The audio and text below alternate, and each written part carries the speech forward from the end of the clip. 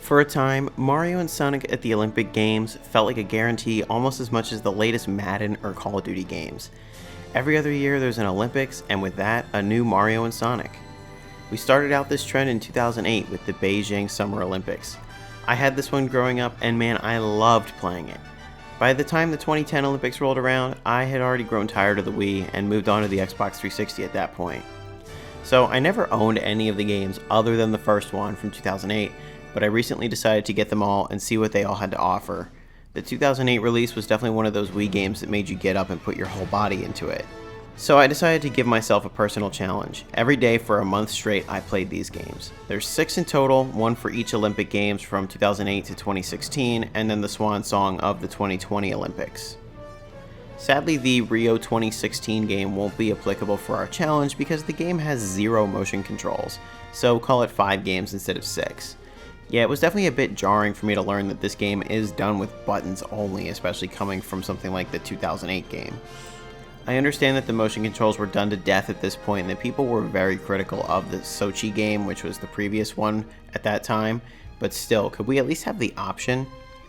At another time, I would love to cover this one individually since it is an intriguing game to me, but it didn't really fit the scope of this video. With 5 games across 30 days, I gave each game a 6-day window, going in chronological order. Each day, I generally look to play for around 30 minutes to call it complete. So anyways, with that, it's time to delve into our first entry of the journey.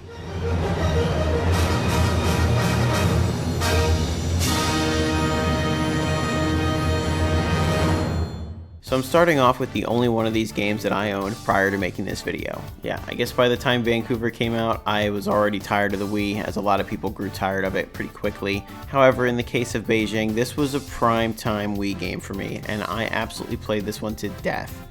I remember losing my mind as a kid when I would blow it at Skeet, and I can still relate to those frustrations today. I'm just kind of bad at aiming the Wii remote, alright? Anyways, the best way to play this game is absolutely the circuit mode. This is so fun. I love the concept of playing 4 sports in a row and having points scored Mario Kart style. Honestly, this mode gets me to play sports I otherwise might not be too interested in. For example, I'm not sure if I would have ever tried out trampoline had it not been for circuit mode forcing it on you. Also, there's an associated risk with the mode that keeps it very interesting. The ability to challenge yourself to get double points. It's brilliant and makes one of your events very high stakes. You have to place within the top 3, and if you do, you get double points, otherwise it's 0. So for the purpose of this video, I'm pretty much only going to be doing the circuits despite single matches being available. In my last few days, I started to experiment with some other modes, but I'm happy to say that I did finally get the first place trophy for every single circuit, which I had never done as a kid. Overall, I really love this game still. As I've mentioned, circuit mode is just brilliant, and I wish that literally any of the other games in the series had chosen to retain this feature. Yeah, spoiler alert, this is the only time we get this. In case you didn't know that, which I didn't, that is a huge letdown. The only gripe that I have really is how some sports can slow the pace way down compared to others. Consider this scenario. You have a circuit with a 100-meter dash, which takes about 10 seconds to complete, but then you have to go play ping pong in the same circuit. My biggest fear is seeing ping pong in any of the circuits. Literally every other event is faster. The issue is that you have to play all the way to 11 points, and you have to do it twice to win the entire thing. Honestly, there were times where if I lost the first round, I would just take 4th place intentionally and lose the next one because I didn't feel like trying so hard to get 3rd. The dream variant of ping pong is a little better. It's actually a really fun take on the sport, and it goes a little faster. Another event though that makes my blood boil is Skeet, like I said. Again, it takes a long time to complete compared to other events, and we have 8 stations to go through. I'm also just really bad at this part with the heart rate. And I swear the noise plays way off sync with the dot and causes me to mess it up half the time.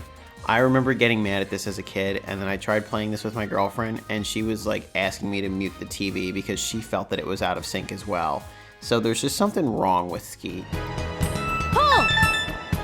The clay pigeons can also fly way too fast in some of the stations.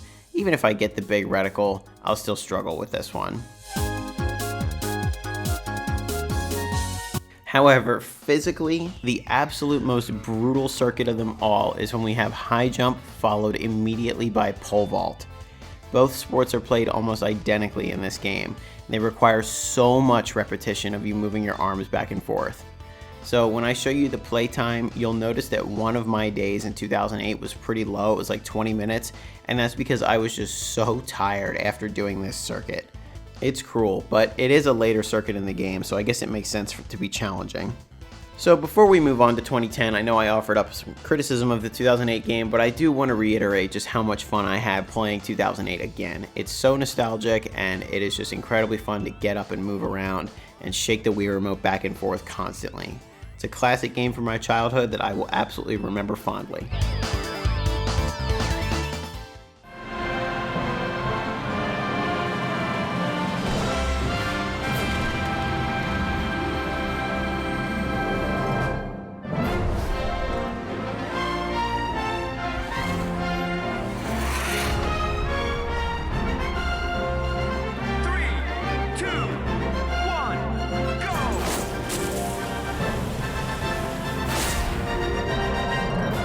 The original purpose of this video was for me to do kind of like a 90s fitness tape style, filming myself with some headbands on, really showing myself exercising and moving around, and I thought it would be funny. However, that really only worked for the 2008 game. So by the time we get to 2010, this game hardly carries over the fitness elements of the first one, at least in the same way. Summer games, you have a lot of speed and stamina, but with winter, there's a lot more focus on balance. What is cool is that this game does let you use the balance board. So with just a Wii remote and a nunchuck though, you don't even really have to stand for a lot of these games. And the hockey is kind of a joke where it's literally just like the same thing as playing Blades of Steel on the NES. You just turn the Wii remote sideways and boom, you have your 2 buttons and a D-pad. The awesome part of Vancouver 2010 is that balance board support. So I really wasn't feeling this game all that much my first few days because I really just missed the 2008 one. But once I got the board out and synced it up and did all that, replaced the batteries in it because, you know, of course they weren't ready to go, I really started to enjoy 2010 as well. You still get some physical activity this way. It was just different. I'll add this caveat too though. I am absolutely terrible at this game.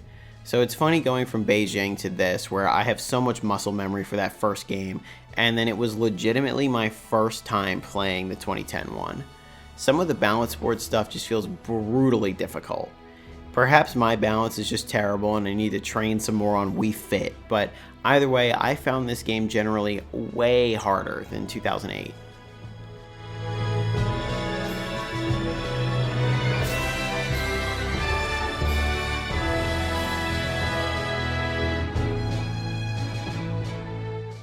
Another saving grace for 2010 is its awesome dream events. Sure, 2008 had some good ones, but this one kicks it up a notch for me, honestly. I didn't even come close to unlocking them all, and I'm not entirely sure how that works. I'd get like 4th place, not win a medal, but then somehow unlock a new dream event. But anyway, of the ones I did get a chance to play, I love them all. Skiing, but then with a Mario Kart aesthetic, is hilarious and a brilliant matchup. Then doing Ski Jump, but with the Mario Galaxy mashup, is like the dream platform from the first game, but with even greater style. Ultimately, I actually feel like I wanted a bit more time with this one so I could unlock all those dream events, and I didn't really start to figure out what made the 2010 game good until about halfway through it. But for now, I do have a schedule to stick to here, so we're going to head across the pond and back to summer for our 3rd entry.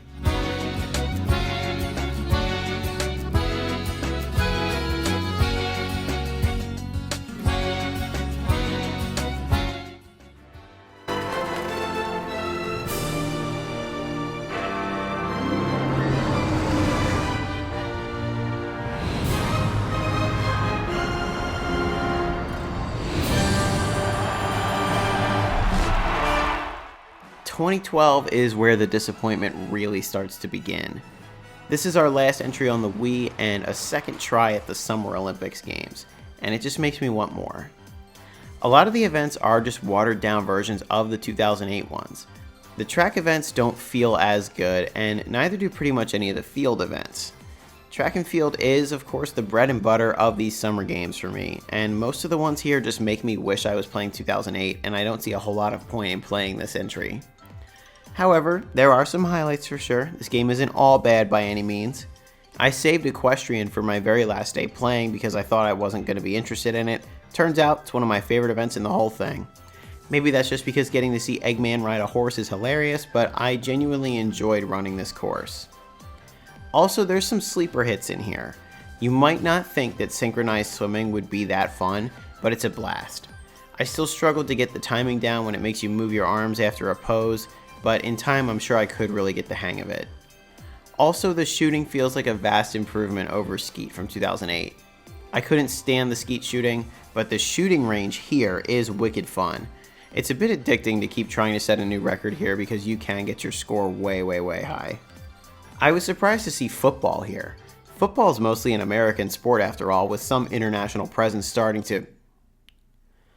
Oh, it's that kind of football. Yeah, I hate it. I know I sound like overtly American saying that, but this soccer game is infuriating. I feel like the opponent gets away with slide tackles from behind every time, whereas I try and defend them and they turn around last second, like as I'm sliding into them, and they just quickly turn around and then it causes me to get a foul. Honestly, I got so frustrated by this, I just started intentionally committing fouls because I was amused at absolutely demolishing Silver. The dream events are generally really disappointing in this one. I'll note that the series as a whole starts to emphasize motion controls less and less moving forward, and once again, I didn't think it was entertaining enough to film myself playing this game. I actually played most of it sitting down. With that, the dream events in 2012 are a huge offender, and most of them feel like Mario Party mini games, which is like, ugh, that is not the point. They're not nearly as creative as the Dream Race from 2008. However, the exception to this rule here, of course, is Dream Trampoline. I frickin' love this event. It's so much fun, and it's exactly what you would want out of Dream Trampoline. It's just a big jump, and you're doing a ton of motion controls all at once, and then you have to like clap along as the other people go, and the platform raises higher and higher and higher. It's perfect. Why the other Dream events weren't like this is beyond me. Overall, yes, London 2012 feels like a huge step down from 2008, and it is also inferior to 2010. Something about that yellow case just makes it stand out as a strange entry on the Wii. However, there's still positives to it. I would not say this game would be a frequent replay for me, but maybe once in a while. So with that, we have completed the Wii trilogy, and it's on to the Wii U, everybody's favorite console.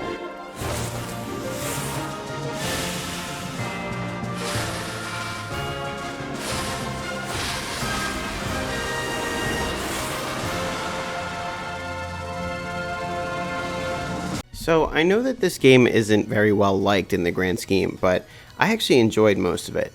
Maybe that's because I think biathlon is literally the greatest Olympic event of all time. I played it twice right off the bat and loved it. But, you know, I do see the flaws in the game, so outside of just my love for that event, there are some problems. The tutorials are completely overblown and treat you like an absolute idiot. I like the style of the older games where you get just a few slides explaining it and then you move on. Even in 2008, I still check the controls like every time just in case I forget a little something. But here I'm way more prone to just skipping the tutorial entirely and figuring things out as I go. So let's get it out of the way. Yes, the gamepad interactions can be a bit weird and forced. Curling is a prime example of a sport that does not need the gamepad. You're supposed to make a strategy on it, but you didn't have to do that in curling in 2010, so why should I care now that it's here? You just press optimal and move on. Sure, anytime I get to hold the thing vertically is cool, but who cares in this case? However, as I said with biathlon being an amazing event, the gamepad interaction is actually much better and feels appropriate for once. You hold your skis with the Wii remote, incentive that whoever gets to the shooting range first gets to use the gamepad, and it's a lot easier. Otherwise, you're aiming and shooting with your Wii remote. I absolutely love that incentive. It's an insanely well done usage of this thing that Nintendo typically struggled with so much during the life of this console, and it would have been cool to see some more interactions similar to this one. This time around, I was determined to get a gold medal in at least all the regular events. Going for all the dream events would be considered a bonus. I was short on time mainly because of how difficult ski alpine was. It took me a lot of tries to get a gold medal here, and I spent almost the entirety of one of my 6 days on just this event alone. I'll also note that perhaps another criticism of 2014 is the overabundance of skiing that is simply in here. There's alpine skiing, there's ski jump, there's moguls, there's cross country, and there's biathlon. Again, these are just the regular events too. Of course, there's also dream events. Obviously, it's a big part of any Winter Olympics, but dang, it's just a lot of skiing. This is somewhat of a side note, but one thing that does genuinely make me upset about Wii U games is the fact that enough time has passed to where all the fun little online interactions are dead. You don't realize until you revisit this console, but damn near every game tried to get you involved with Miiverse in some way, and it was just really endearing. The 2014 Olympics does this when you set a record and they interview you. I find it hilarious that they always take a selfie. Although I didn't ever have this game when it came out, I can imagine a lot of the selfies just look like this.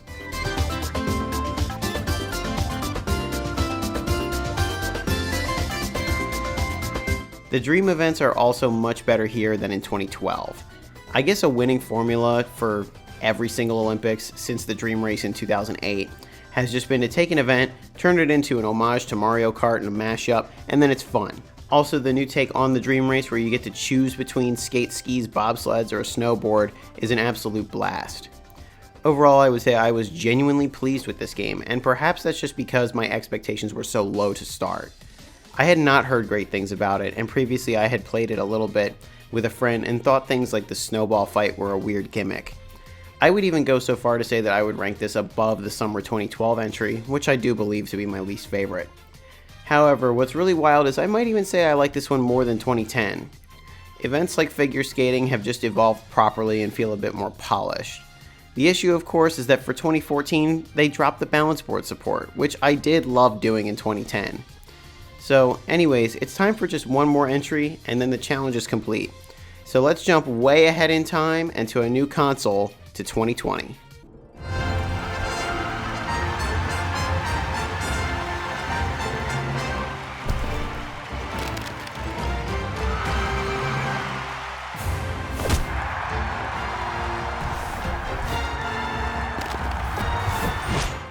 On a whole new console, we have our final entry, and I love it.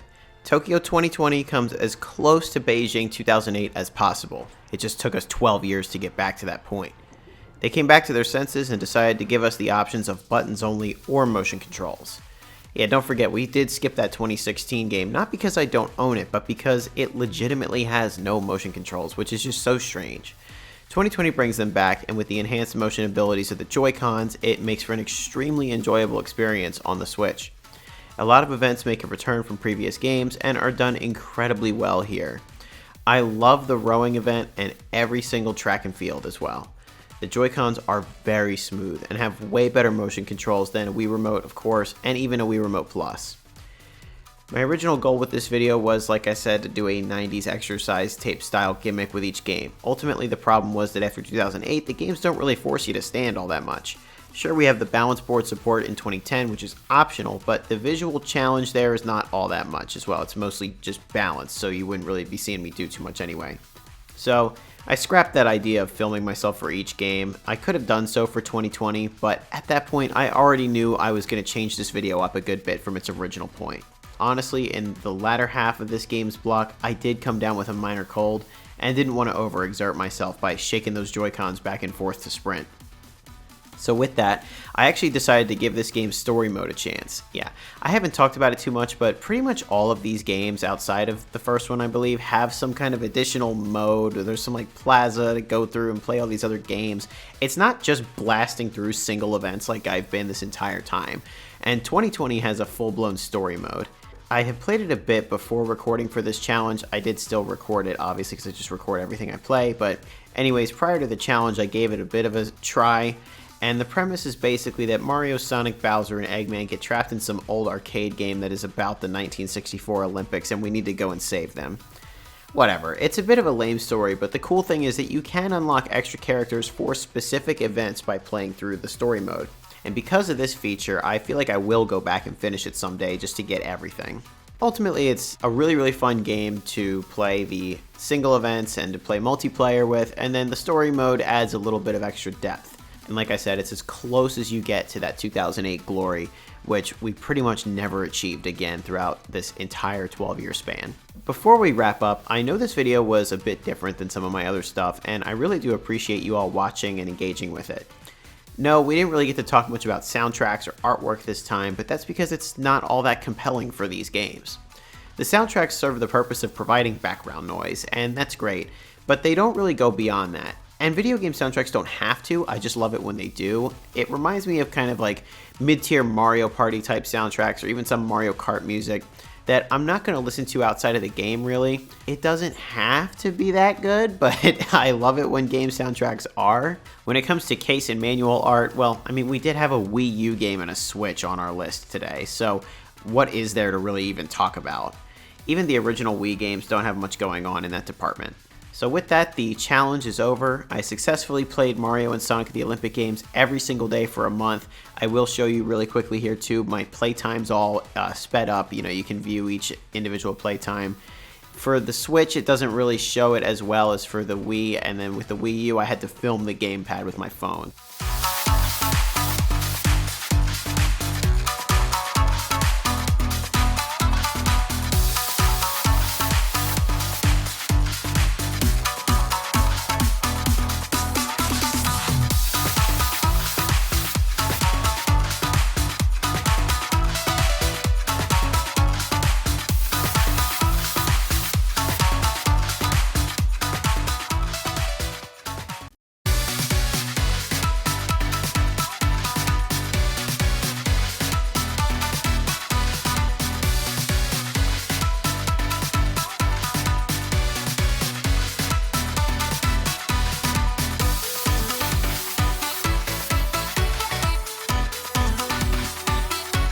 For the most part though, yes, I did have a lot of fun. I know I criticized the games pretty heavily in every single segment, but it's a lot of fun to do this. There were though some times where it absolutely felt like it was a chore. I would say that probably the two biggest disappointments for me after 2008 are the fact that there's hardly any reason to get off your feet, minus that balanced board support in 2010, and of course the absence of circuit mode moving forward. Still, the series is genuinely incredible. Even though I completely lost my desire to play 2012 towards the end of that, you'll see one of my gameplays is like 15 minutes in 2012, I would still say that every game has its purpose, and the series overall holds a very special place for me. And looking at it as an entire series is important. That's why I did this video in this style, instead of doing individual videos for every single game. But anyways, thank you all so much for watching, and we'll see you next time.